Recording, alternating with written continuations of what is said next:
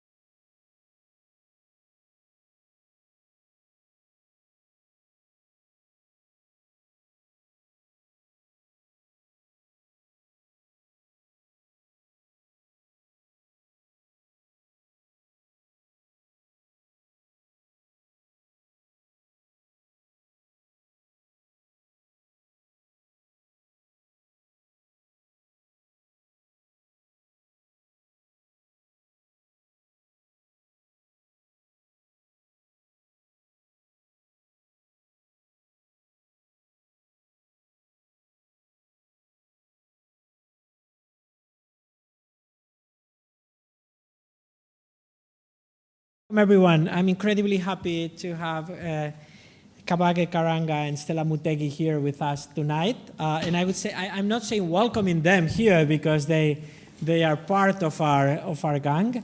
And they've been teaching an amazing studio last summer on their Museum of the Anthropocene that was so transformative for the school, for everyone that was part of it.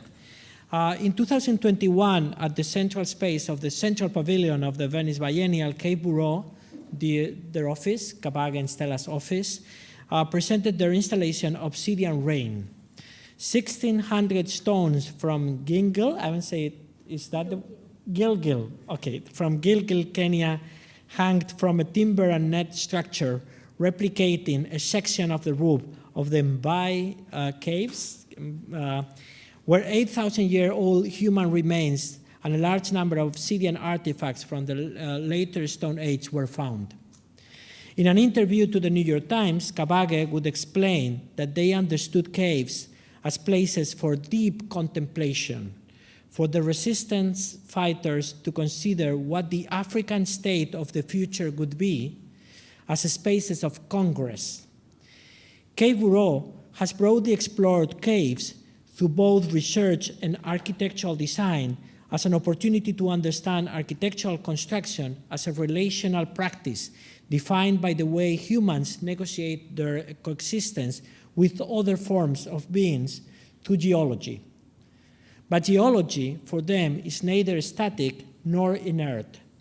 Caves are animated by histories, by revelations. They are sites where violence can be observed and interrogated. Now, Stella and Kabage, together with their office, are undertaking a monumental project to document how the architecture of caves from East to West Africa registers histories of violence and resistance that are informing disputes installed both in the past, in the present, and in the future. The research on the Simoni caves of Kwale, sorry for all this accumulation probably of mispronunciation, in Kenya, just to mention one of them, brings African and Black narratives of enslavement back to the surface of the Anthropocene epoch. Writing about this work, Kabage and Stella said, "The world knows quite a lot about the West African transatlantic slave trade, but very little about what took place on the East African side. Shimoni caves were used to hold enslaved people until their ships came to collect, or the ships came to collect them. They were transported to Zanzibar, where the main slave markets took place, before shipment to the Arabian Peninsula, where the majority of the enslaved people were destined to go. This reference to the Anthropocene for me is incredibly relevant in the way it's connected to histories and to the violence in the way histories are collectively produced is for me incredibly relevant. Discussing the Anthropocene as the entire process of unfolding modernization, industrialization, and globalization as a geological age, Rosi Braidotti asked who was the Anthro represented by the term Anthropocene. Not me, she would say. Not all humans are here to be blamed, requesting Braidotti to understand modernization as a process that was based on colonization, racism, and segregation imposed by certain humans on fellow humans. Since 2020, Cave Bureau has been working on an Anthropocene museum. Anthropocene museum is an architecture, but not a building. In their words, it is an institution that is already present on a planetary scale, where humanity has embedded and continues to embed its imprint on the planet. They identify three terrains where architecture can be practiced in East Africa now: origin, void, and made. Origin as the rural, shaped by how it is abandoned by those migrating to the city. Void is the informal heart of the city, beyond municipal control, and where those migrating end up living. And the made, the former preserve of the colonial settlers, conveniently appropriated after independence by the national bourgeoisie. If often architects uncritically see themselves exclusively catering to the made, Kabage and Stella are determined to subvert the conflicted articulation of these three architectural realms. Kabage and Stella will be responded today by Professor Lola Benalon, who is also the director of the Natural Minerals Lab and the coordinator of the Building Tech Sequence at GSAP, and also by Lindsay Wilstrom, who is also a professor here at GSAP and founding principal of Mataforma. Please join me re-welcoming, should be, right? Or celebrating, rather, Kabage and Stella tonight here in Wood Auditorium.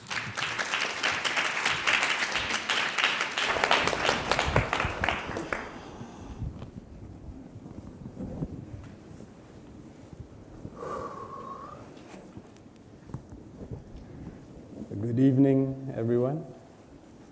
Hope you're all well.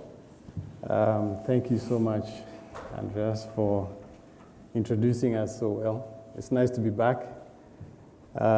Excuse me if I sound a bit rusty and seem a bit dazed. I'm just sort of going through a bit of a jet lag. So I'm not going to go on too much.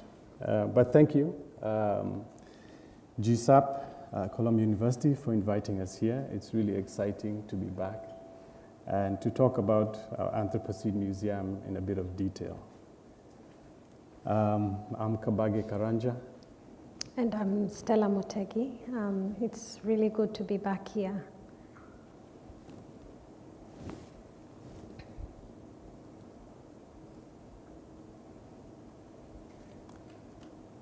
Is there a sound?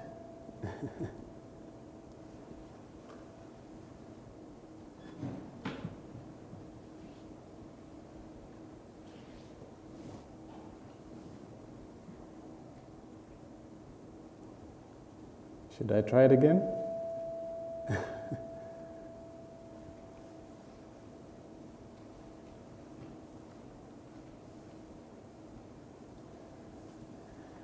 Anyway.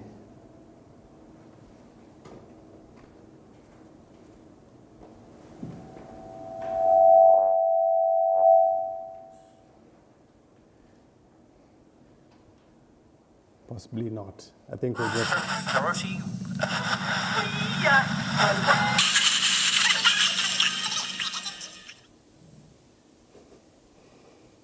So welcome to Africa, the second largest continent on Earth, about 20% of Earth's landmass of the world, and soon to be 20% of the world's population. So in 2100, 1 in 3 people will be African. So with this trend, it's safe to say that we are all returning back to Africa. The Congo Basin, forest around here,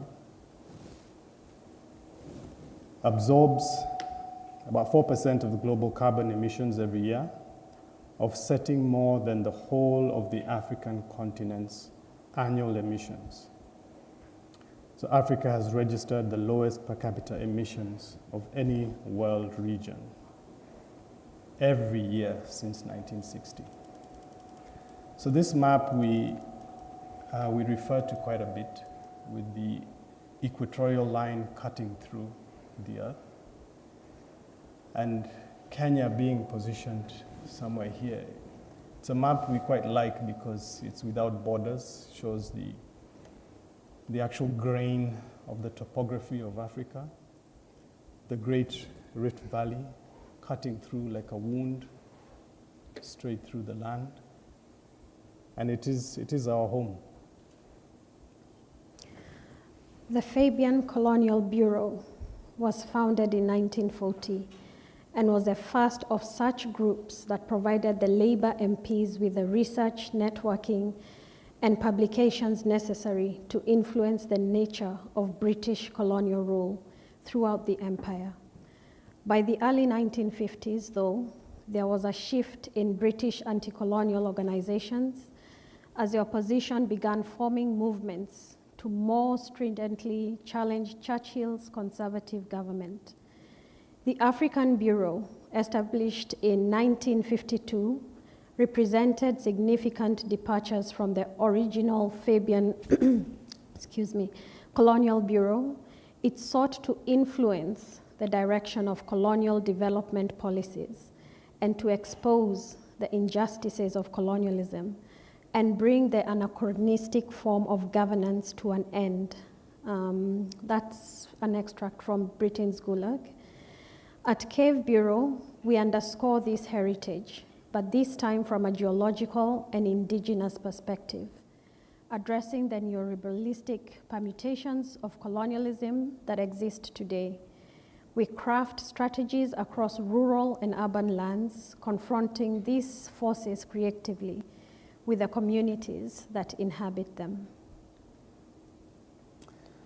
So we continue with this slide, and quite an important reference for us is Leslie Loco's book, White Papers, Black Marks, a book that we find really critical as a sort of guiding light, if you'd call it, in our work.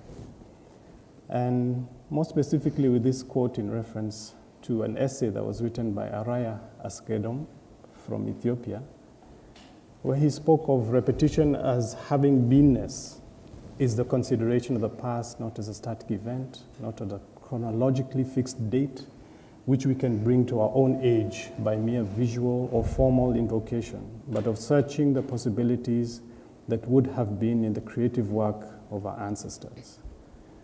The graph to the right, illustration effectively, and analysis of the Anthropocene, and trying to determine the point when it begins. The 1950s, a date which is very much in consensus as possibly that very time, with the great acceleration kicking in, lining up with the development of the atomic bomb, industrial revolution, and a time for us which we are absent from in defining. And so I know Kabage had initially invited you to Africa, now invite you to Nairobi. This is an image of an image taken from the Nairobi National Park. Nairobi is the only city in the world that has a national park at the heart of it. So this is not Photoshop. This is an actual giraffe in the national park with the city skyline in the background. And this is the home of Cave.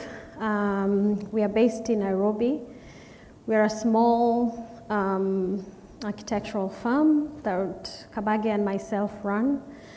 And apart from doing your conventional architectural work, where we are doing floor plans and elevations and details and everything in between, yelling at contractors, screaming at structural engineers for not bringing in details in good time, getting upset with clients who are not paying. Within all that, we find space to also go and spend time in our research, the Anthropocene Museum. We have a small office. Kabage and I were fired on the same day from a big firm in Nairobi. And a few months later, we decided to set up shop. That was in 2014. And because we had worked in a very big organization, we really did want to keep Cave Bureau very small. So this is a part of us. There's a few people missing in the photograph, but we are very particular about the kind of people that work in our office. We want, yes, they are architectural graduates, but we also want them to not just look at architecture as design and buildings, but also to look at another area that architecture can take them, which is the research. So everybody that works in Cave has to put some hours in the research as well. And that's why we are particular. We get people who are interested in not just the conventional architecture. So you must be wondering, okay, what's this about caves? What are we on about? There's a short extract I'll read from an essay that we wrote. It's not too difficult to contemplate that our first experiences of architecture and its production in our minds was of an architecture that always existed since the birth of the earth, 4.5 billion years ago. And indeed, the universe that stretched even further back in time were vast masses of hot gas and matter rammed through space and time, pulled in by gravitational forces, framing spaces and cavities, and indeed caves that eventually settled over millennia. It was through the movement of rocky masses around the endless number of suns where tectonic shifts within planets of rock melting lava flows afforded the formation of spaces of shelter, such as on Earth for living things to thrive. Our furthest distant hominin relations that go back almost 8 million years ago, such as the Sahelanthropus, very difficult name to pronounce, right up to our very own 250,000-old Homo sapiens species, experience this heritage of cave inhabitation in its rawest formation. Civilizations' oral and recorded histories from religious revelations within caves, philosophical metaphors, and narratives about emergence from caves, to the bedding of our cultural thoughts and values across the cave walls, have formed an intrinsic part of our past, present, and soon-to-be future. This one cave, very close to our heart, not too far from the center of Nairobi, is the Mbai Cave, a cave that was used by the Mau Mau freedom fighters who we know fought for our independence and who are remembered deeply, for many of them lost their lives. So these caves were used as chambers of conference and consideration to look at the future African state. And in many respects, they were hiding spaces, spaces of creativity, contemplation, and deeply embedded within the natural systems of forests, swamp areas, and vast plains. So for us, it poses the biggest question. Okay, what is architecture for us? Looking at the global history of architecture, trying to consider where indeed caves are placed, when at the bottom of the tree, geology is just one of them, while yet the rest of these man-made artifices are kept at the helm at the top. And for us, we began to question and to begin to think about placing this history deeply, looking at a specific timeline within the 1950s, specifically when colonialism was at its height, at least in Kenya, during the struggle and the emergency. And that caves were in fact used architecturally. And it is this very history we question in terms of how it's drafted. My own dissertation tutor is the editor of this book, and we look forward to bantering about the new writing of the 22nd edition. We'll see how that goes. So yes, we're in the Anthropocene.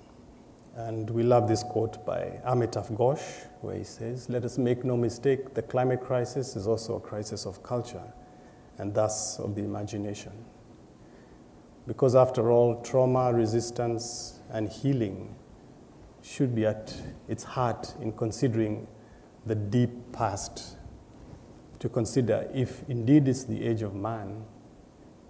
There were a few men, and specifically white men, who defined this age, and an age built on trauma of many.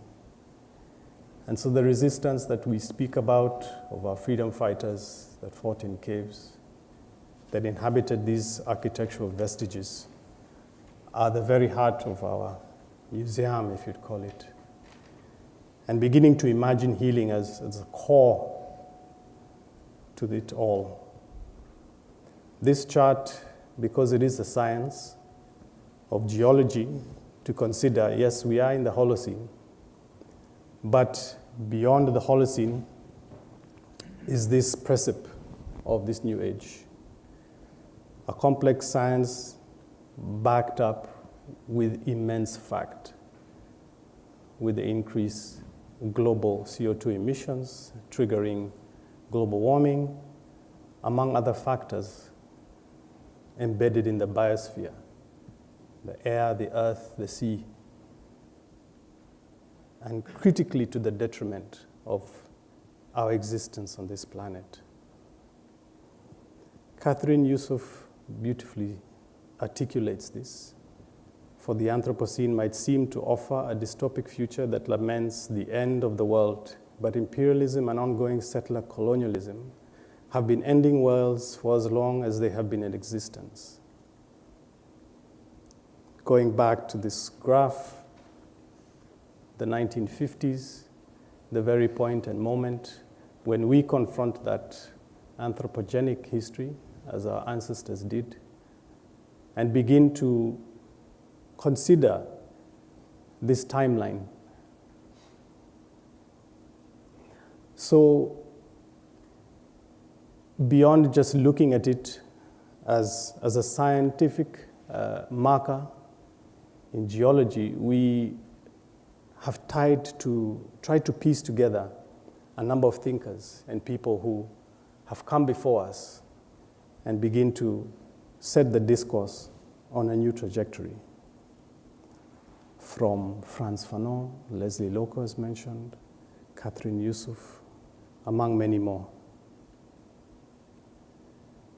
This is a map of Kenya,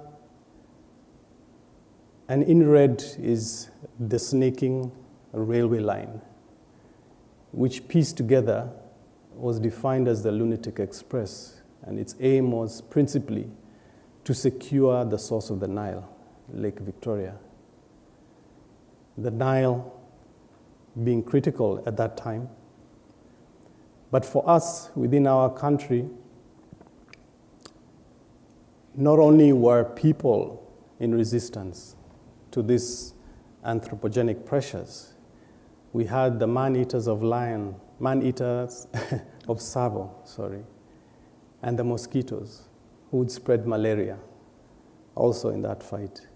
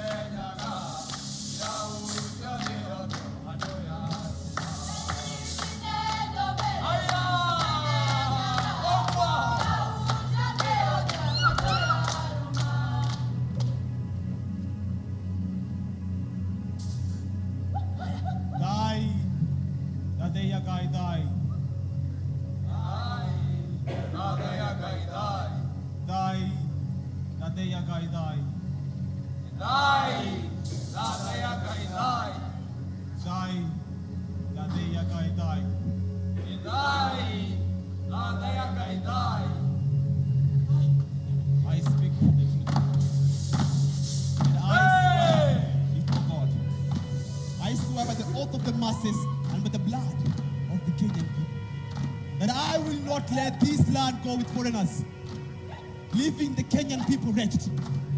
If I do so, may these, the people of earth, destroy me, and the blood of the masses turn against me. I speak the truth and swear before God and before the people present and before the ancestors. I swear by the oath of the masses and by the blood of the Kenyan people. I will never let this land go with foreigners, leaving the people of Kenya wretched. If I do so, may these, the people of earth, destroy me, and the blood of the masses turn against me.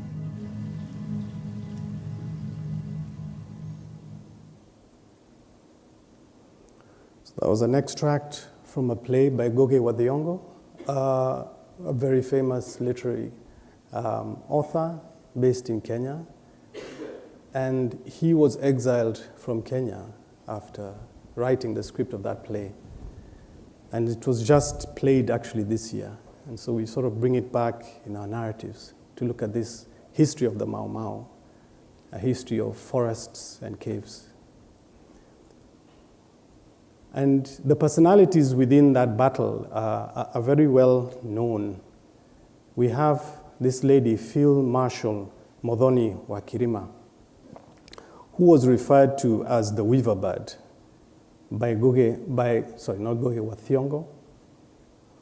but by Dedan Kimathi, right here. And unfortunately, he passed away. He was killed by the British. You have the image behind, which were concentration camps, which are very recently being uncovered, and a history that, in many respects, was erased.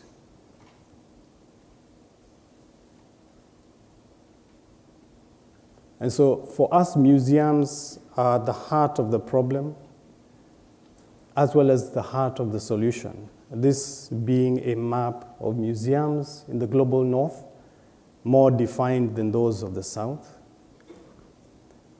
And this is our site, if you'd call it, our territory of operation, where we have multiple Anthropocene museums, not in building form, but in programs where we engage with museums to have exhibitions, installations, to have talks, discussing the time and the age we're in, where a building is definitely not the solution.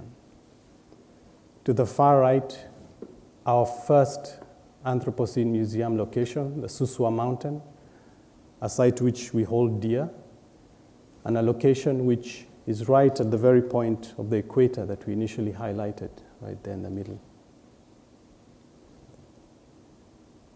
And so, with all that introduction, I'll go into specifically what we do with the Anthropocene Museum research. This is now an image close to the Suswa Mountain, and that's a crater, the one that you'd seen in the slide earlier. And as Kabage says, it's a very dear site to us. It was one of the first caves we visited, the Suswa caves. And they are located in a very rich geological, the area there has a very rich rock formation. Obviously, this is in the Rift Valley. And it's rich in resources, rich in plants, rich in, flora and fauna. But it's also land, ancestral land for the Maasai people, who are from Kenya and a bit of Tanzania. And along Suswa, there's a lot of geothermal power that is within the earth. And the Kenyan government has been very actively extracting that energy. And it's what powers Kenya. We are very fortunate to have green power, to light up our homes, to use as electricity. And unfortunately, in as much as we would be proud to say that we use green power from these geothermal gases that are extracted from the earth, the way or the process of extracting this green energy also comes with a lot of negative impact. One of the biggest negative impacts is that, as I mentioned earlier, this is ancestral land for the Maasai people. The Maasai people are largely pastoralists, and what they have is vast lands, and they're able to move with their animals season to season, and they go looking for green pasture. And because they have so much land, that's not really an issue. But now when the government comes in and starts extracting this, it means that these people have to be displaced. They are moved away from their ancestral homes, homes that they have kept for, years and years, hundreds of years. And unfortunately, they are taken to highlands. And that completely changes their way of life. They live on the plains, they wander in the plains, And this is the way of life they have known. But once they are taken into the highlands, the land reduces. They get apportioned small plots of land, and then they are not able to keep as many animals as they do. And then also because it's hilly, they get a lot of accidents with the animals that have been used to roaming on flat land. So they lose a lot of animals in that regard. They are not farmers, so they are sort of forced to, now you have this small plot of land, can you start farming? Which of course is very difficult for them. And then of course there's also the animals and the plant species that are also affected by the extraction of the geothermal. This is the exhibition we had at the Cooper Hewitt and Smithsonian Design Museum in 2019. And we had a guide that was taking us around in Suswa who grew up there. And he told us that the bird, the giant mastiff bat, was a bird he used to see all the time growing up. But now, many years later, he's about maybe in his late 40s, he doesn't see them anymore. So, and this is just him telling us this. So I don't even know whether the government is aware of the effects of the animals, on animals and of plant species with the geothermal extraction. To the far left, left of your screen was the baboon. Within the Suswa caves, we have a space that is known as the Baboon Parliament. And it's a place that these baboons have used for many, many years as a place of shelter, a place where they come in the evenings after scavenging all day in the forest.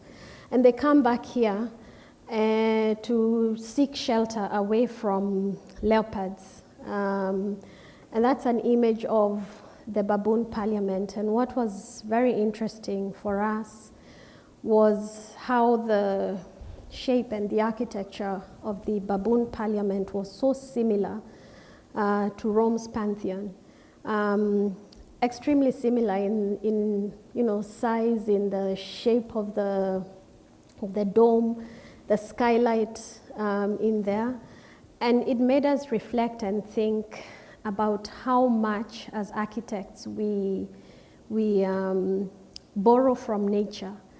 I don't know whether the architect of the Pantheon ever came to the Baboon Parliament, but when you look around architecture, and even for you guys who are architectural students, a lot of your influence comes from nature.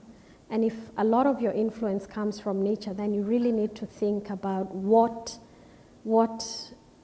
that influence and your architecture is doing to the environment. So that's something we thought was quite interesting, and it's a thing we do at CAVE, going back to nature, going back to the caves, going back to the origin. And so how we do part of that going back, we go into the caves, we 3D scan these caves, we scan them, we get drawings out of them, we then 3D print them and cast molds. And this is a section of the Mbai caves, the caves that Kabage was speaking about earlier, where the Mau Mau used to hide and strategize on what to do with the colonial government in Kenya at the time.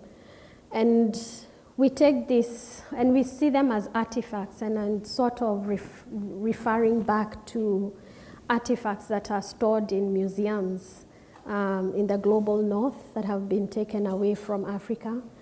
And we also looked at referencing the Benin gold models.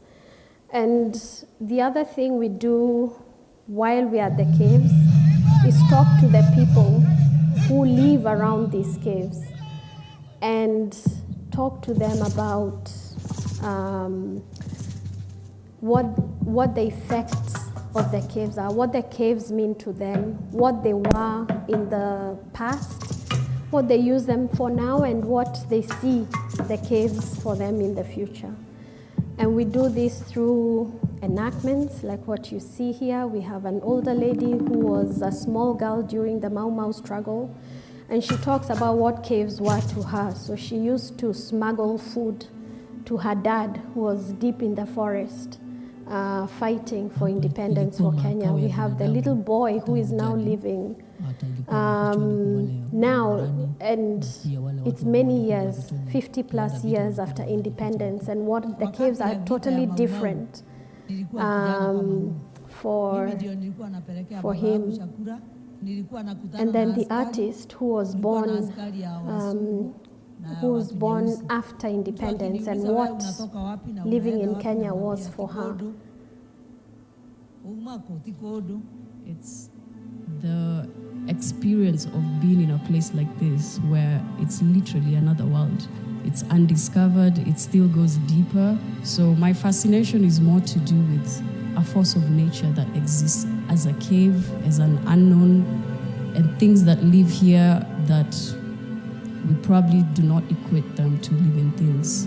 And ultimately, together, it creates this ecosystem that allows for other things to thrive, that benefit other living things that we probably don't give a care for because humans are at the top of the table. Humans definitely are destroying the earth for their own things that they think are much better. Kuna baadhi ya wanyama ambayo pia wameifanya hii cave kama makao yao. Hapa tuko na bunge la nyani wanakusanyika huko, hata saa hii ndio sasa wanaanza kuripoti, wanakuja wanalala huko. Kuna pia wale popo ambao wanaishi huko ambayo wanasayansi wamesema ni hiyo aina tu ndio inapatikana hapa. Tukitoka hii cave, kuna cave ingine ambayo iko 50 meters kutoka hapa ambayo watu wa kanisa wanakuja na wanatumia kwa maombi. Mtu anakuja anakaa siku kadhaa. Unapotoka huko anasikia sasa ameongea na Mungu na amepata breakthrough katika ile maombi yake. Kwangu mimi nimeona hii environment ya cave ni kitu ambayo imetusaidia, lakini kuna hiyo threat ya development. Nyinyi mkiona hapa kuna ile mambo ya geothermal, na serikali imeanza kupata tamaa ya kuja huku na kufanya hiyo development ya kuchimba moto ya mvuke katika hii mlima ya Suswa. Hatujui kama wale wanyama bado wataendelea kuishi huko. Tuko na experience moja kule Yorkaria ama Hell's Gate. Kuna wale wanyama ambao walikuwa wanaishi huko kama the egret eagle. Makao yao imeharibika. I am also not for speaking for animals, so I could never kick out animals so that humans can live better. I'm all for having the baboons stay here, the bats, everything that seems to cause distraction, because it's not really the animals, it's the humans who need to maybe think of other ways where they can live together with these animals. Magatinia mete na hĩndĩ maratinia mete matireciria macirahi ma andũ aya. Ona magĩrĩirwo nĩ gwĩciria ũhoro wa andũ aya nĩ tondũ Ngai nĩwe mombĩte na amombĩte ta andũ arĩa angĩ. Kanisa nemeliwa wema wayangirigara. Kanisa nemeliwa wema wayangirigara. Kanisa nemeliwa wema wayangirigara. Kanisa nemeliwa wema wayangirigara. Kanisa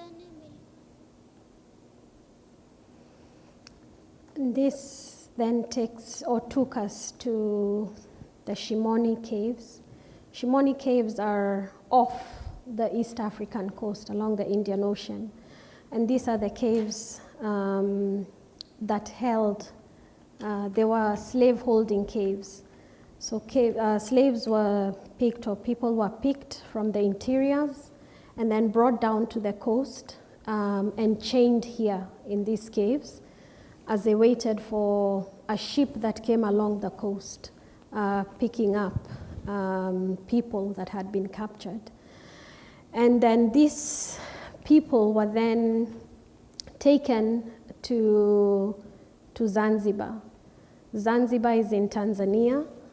It's an island off of Tanzania, but also just part of Tanzania. And a lot of the spices that you eat are probably from Zanzibar. The origin is probably Zanzibar. And many slaves were bought. It was the largest slave market. They were bought to work in the spice plantations, and then also some were shipped to the Middle East to work as slaves there as well. And in America, a lot of slavery that's spoken about is the transatlantic West African slave trade. But we also had our own share of slavery going on between of course, the locals, the Arabs, and the Portuguese. Those were the main traders in the slavery in East Africa. When we get to these caves, or when we got to Shimoni, one of the things we always do, any cave we arrive, is hold barazas. Baraza is a meeting. It's a meeting with the locals, with the elders, with the people, and just talk about what these caves mean to them. And that's an image of us having that baraza, and it's interesting what came out of this. Down around Shimoni, there's people who believe that slave trade did not happen, unfortunately, even though there's evidence on the walls of the chains. But there's also people who strongly believe it happened. But these people must coexist with each other. There's also a group of people within these caves, around the caves rather. When the British came, they stopped the slave trade, trading of human beings.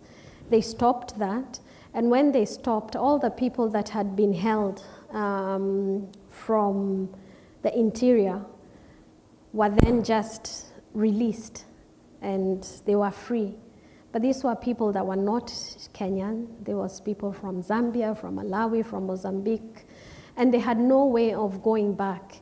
So in Kenya right now, we have a group of people who are not Kenyans, but are not anything else, because it's many generations later, but the Kenyan government still is not able to recognize them as Kenyans. So that's one huge effect that slavery had on these people.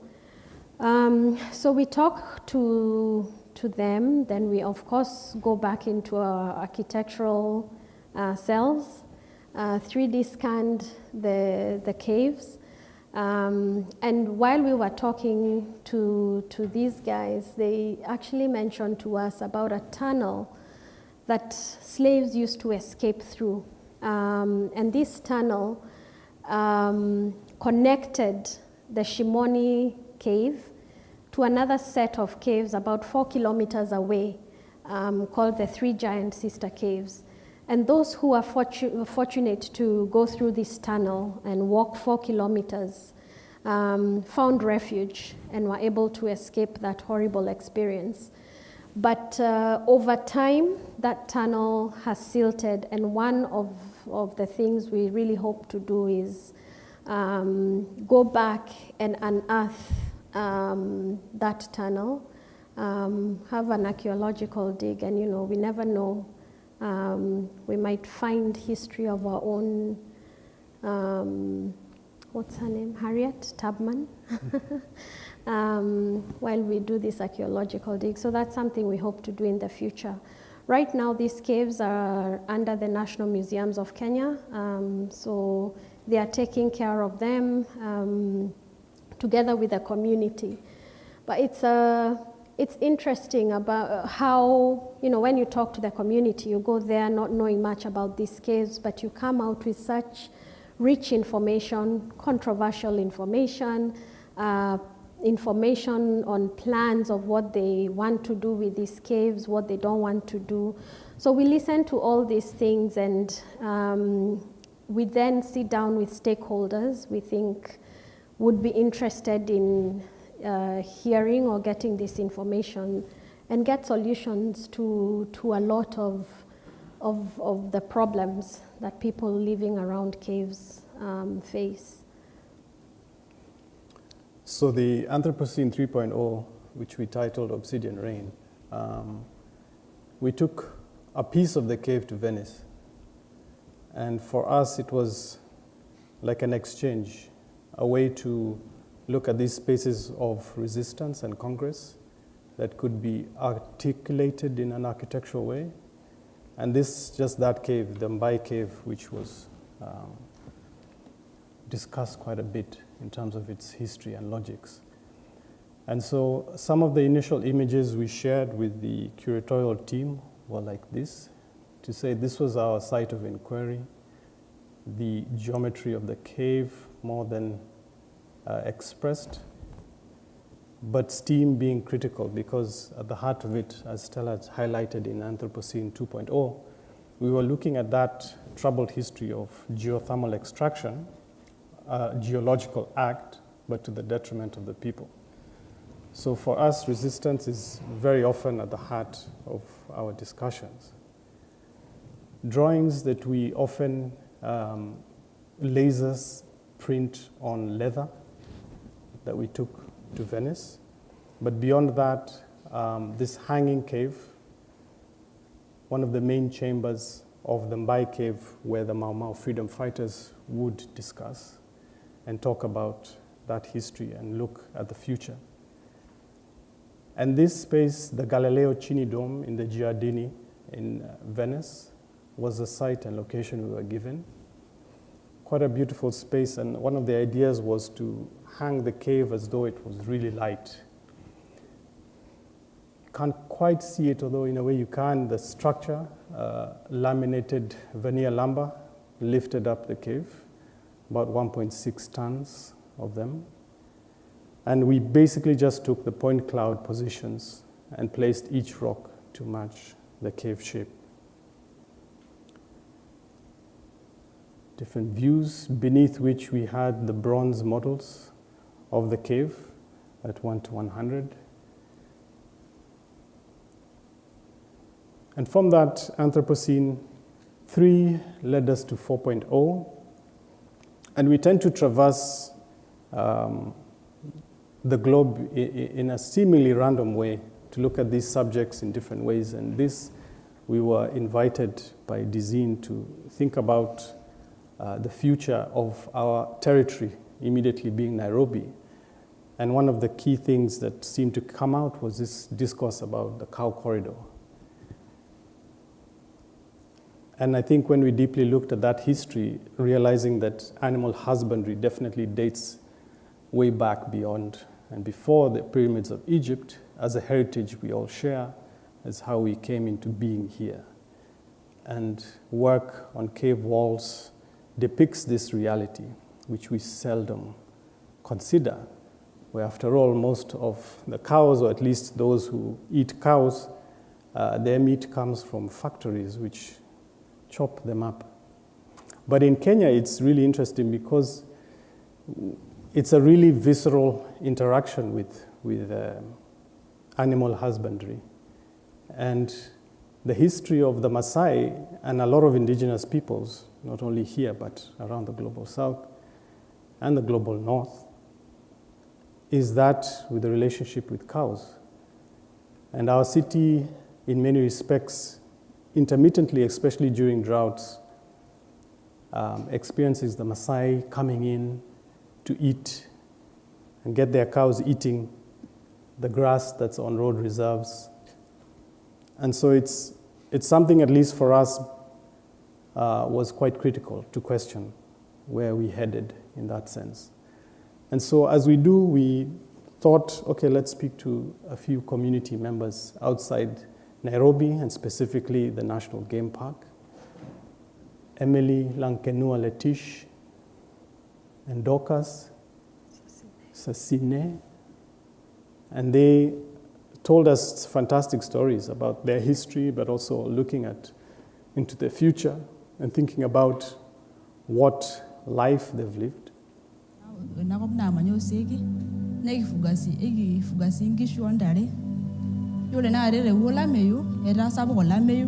etasapu shida olameyu neeku meetae inkujit nemeetae enkare kibidi pikireu nkishu ewueji nelakwa peepuo peetum enkare netum inkujit. Ore apa lookakuyiaa arashu noomamalai, ore apa inakata neton apa etu ejing'i enkop tenakata arashu amany enkop enaa tenakata, kedumu apa nchorei enye nitalang nai for example ore tenakata enewueji nikitii yiok, ewueji nikimanya kedumu apa nitalang nereu lekua kulie kejek. Kake ore tenakata meekure idimayu amu etipiriki enkop, ore iltung'anak neeta nkishu enye neeku meyieu. So as Stella highlighted, the needs for the Maasai in terms of their practice of having cows is quite complex. It requires a lot of land for them to move. And with the growth of the city, subdivision of land, as she highlighted, it's sort of bringing an end to that lifestyle and the livelihood. But we began to consider what if the city could consider these footpaths and ways that are used, considering that Nairobi is actually a Maasai word that refers to a place of cool waters. And when you look at the grain of the city, it is surrounded by hills, a lot of streams that bring in cool water, which is why in many respects you had the cows that were brought into this land. Naturally, with the colonial interventions of road, railway lines, eventually airport lines, you see in red, these then transgress the land, but still today you still have these open pockets of green pastures beside roads, in parks, riparian way leaves. And so in many respects for us, we thought the cow corridor is actually real and alive, and it just needs reframing. And so we began to think about the things that were spoke about, which were drought, the need for water, and we used and thought about caves as being used to store rainwater, and specifically the Shimoni slave cave, a structure of deep trauma that could then be transformed into a structure of healing to bring water back to the land, recharge the aquifers. And spaces, when you consider what's happening in fact right now, a lot of wild animals, resilient zebras to giraffes, are dying because of drought. And so one of these thoughts was we look at a structure that could not only be a space of shade, but a space for the Maasai to bring their cattle to be also taken care of by veterinaries.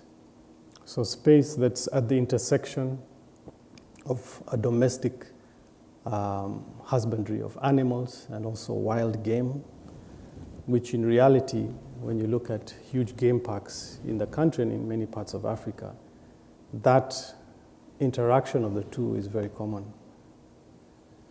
And so we thought, why can't the city think of that relationship even deeper, to look at the projection of these new superhighways that are being built in the city that will eventually get derelict because roads only bring more traffic. And so we threw out this proposition as a way to imagine the city growing in that direction and what the cow corridors would eventually do to this infrastructure. And just highlighting this very fact that we are in this state. These are very recent articles, and as Cave Bureau, we always have our eye and finger on the media trigger, if you'd call it, thinking about what's really happening.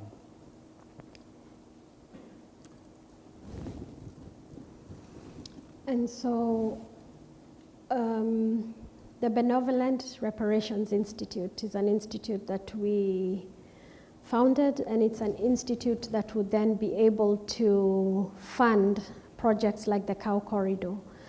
And we have thought, and we have researched, and we have read about how much is reparations money. And there's figures that have been mentioned from 100 to 777 trillion US dollars. as money that needs to be paid back to those who are affected, and it's mostly people from the global south.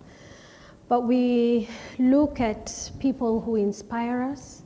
Wangari Maathai, our very own Nobel laureate, she was very passionate about planting trees in Kenya and preserving forests.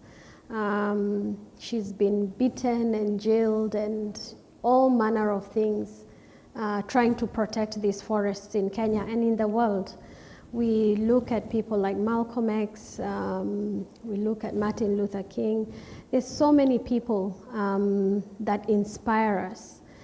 And in our own way, from this inspiration, we thought that it would be good to form this institute where would get people putting money and would get people talking about what colonialism especially meant to them and how it affects them today, because it affects people in very different ways. How it affects me in Kenya is very different from how it affects somebody in Ghana, in West Africa. And so the Cow Corridor was one such project that we thought addresses something that came about because of colonialism. And we would have people presenting their projects. And we have a panel of thinkers, panel of experts who'd sit down and listen to the different projects that are presented. And then from that, decide on which one they think best addresses a need or best addresses an issue, and probably fund it or find a way to make that into a reality. I know for us, for instance, the Cow Corridor, and it's a question we get asked a lot, is it practical? Are we going to go to the Kenyan government and tell them, yeah, this highway, expressway that you built, I think we need to turn it into this. So it's really, getting ideas like this from across Africa and probably eventually from across the global south and even the global north, because we can't also just sort of blanketly say everything happened in the global south. I think from our studio we did in the summer, a lot has also happened in the global north. So it's getting people from these different communities who've been affected, presenting projects they think would address some of the challenges and the issues that they are facing today. So to conclude, we thought we'd just share a bit of the work we did here over the summer, work that was surprising to us, work that we found re-energized the way we look at our practice. And we titled it The Anthropocene Museum 5.0, Reinscribing New York City. And I think students, some of who are here, took on the challenge or the presented methodology of our syllabus and really ran with it in ways that we didn't imagine possible. And so, in a nutshell, what we had put forward was a brief to look and analyze at two specific caves. One cave in Central Park, the Ramble Cave, and the second Inwood Hill Park Cave up north, Manhattan. And we began to survey those two caves, looking at their history, very complicated, also like Central Park, history of suicides, crimes against women. Then you have, on the contrast, Inwood Hill Park caves, which today are still used by the Native American people, the Lenape, as well as other communities. And it's a site of historical importance to them, a site where these caves were used as resting places for their ancestors, which were desecrated, and remains that was spread around to different museums. So really complex histories, but looking at the geology, where we went into the heart of understanding the rock, understanding the sort of life around the caves. So it was fantastic to experience that. And it's just a sample of a few students' work. Niriksha to the left. And she provocatively took on the structural reinscription of the National Museum of the American Indian, reprogramming the building through an open, repatriative process of returning stolen artifacts and desecrated remains of the Native American people, creating both pragmatic and reparative spaces of handover and reflection, while Claire in the middle used a multi-scalar etymological study of the Lenape village names that were deeply intertwined with the varying characters and natures of the landscape, then taking fragments of these lost meanings to inscribe a new grain, intertwining city blocks and city parks. And Yang, to the far right, delved into the cave morphology of Memorial beneath the Inwood Hill Park site, tracing the network of footpaths above ground and below that manifested in caves as contemplative spaces of traversal and healing. The last three samples, we had Menu, who, interestingly, retained an interest in the matrilineal society of the native Lenape people, while overlaying troubling topography of NYPD's harassment data across Manhattan. She focused on mapping misogynistic crime, surprisingly similar to the bedrock relationship to the old Lenape village sites, as areas with the highest levels of both historic and recent crimes against women taking place. Her work was principally representational of this poignant data, while critically offering fabulative imaginary views into refuge and repair on the vast Manhattan scale. Yang in the middle took the Ramble Cave site personally, walking, reading, and reproducing his own more than modular man measures of being on land. In drawing and photography, his contortive movements over the site, which he actually did on many occasions, were enriched by his studies into the native Lenape powwow dancing. He used here as a medium the powwow dance to both imagine a new way to see the site and society as a whole without being forced to fabulate an arbitrary building program. Yuan, to conclude, from the onset, took on intricately the reading of the biospheric morphology of trees, roots, soil, water, rocks, and caves as topographical compounds in harmony and symbiosis. He produced near-accurate representations of these relationships as critical to the process of imagining caves beneath the Inwood Hill Cave that simply store rainwater collection for the city that is projected to experience water stress in the year 2050.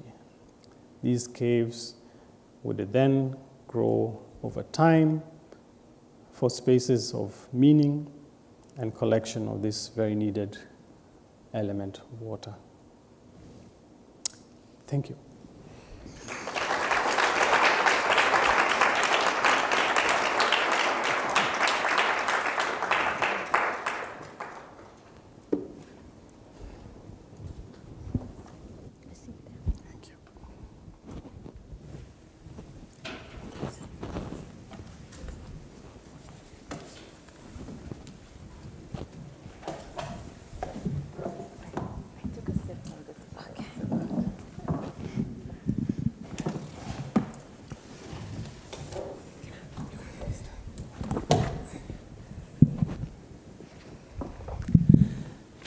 Thank you, Kabage and Stella.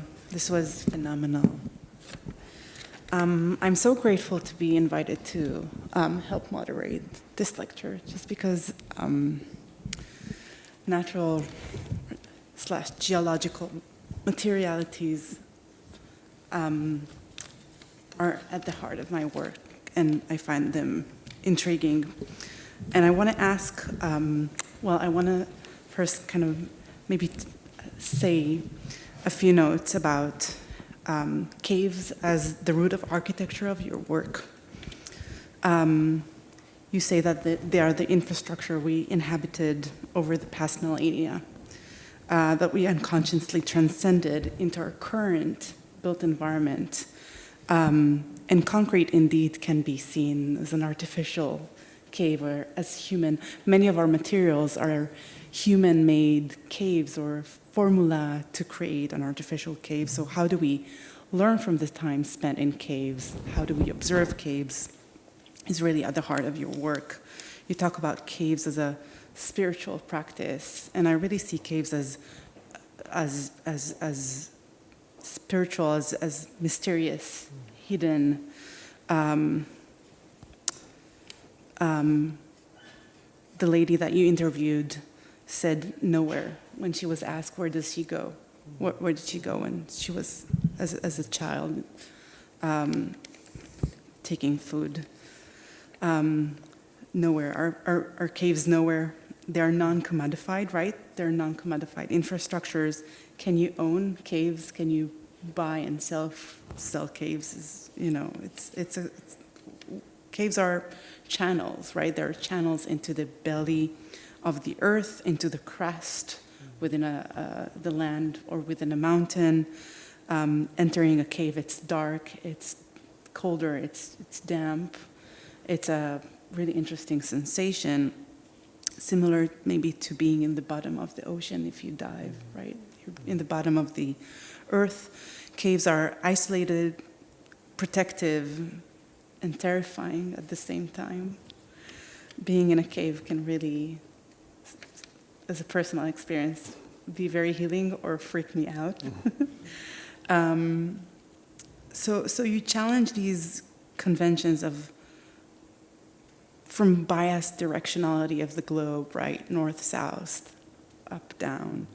You challenge the role of traditional architecture by putting research as a strong portion of your work, weaving research, writing, anthropology, exhibition, curatorial practices. And I don't know if it's not a question, but maybe an invitation to contemplate about how you create this kind of maybe a periodic table of elements of what geological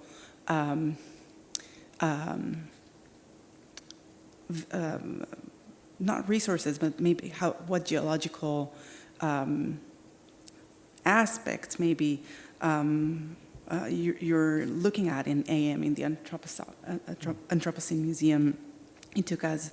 You look at caves as shelter, you look at caves as prison, you look at caves as animals, home or place of habitat.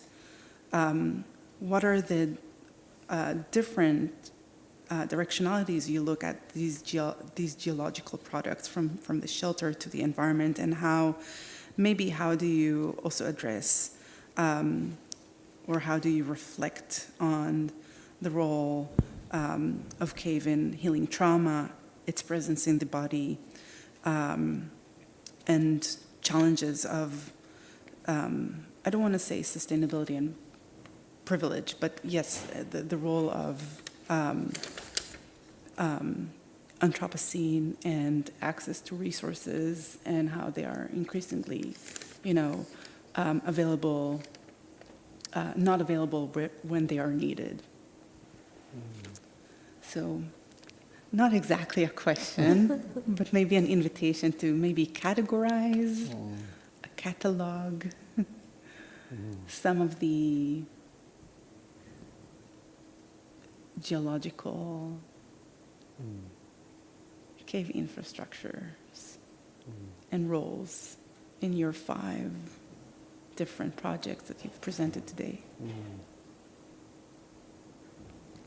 Thank you for that way of looking at our presentation of caves. I think dealing on a fundamental composition perspective of caves and its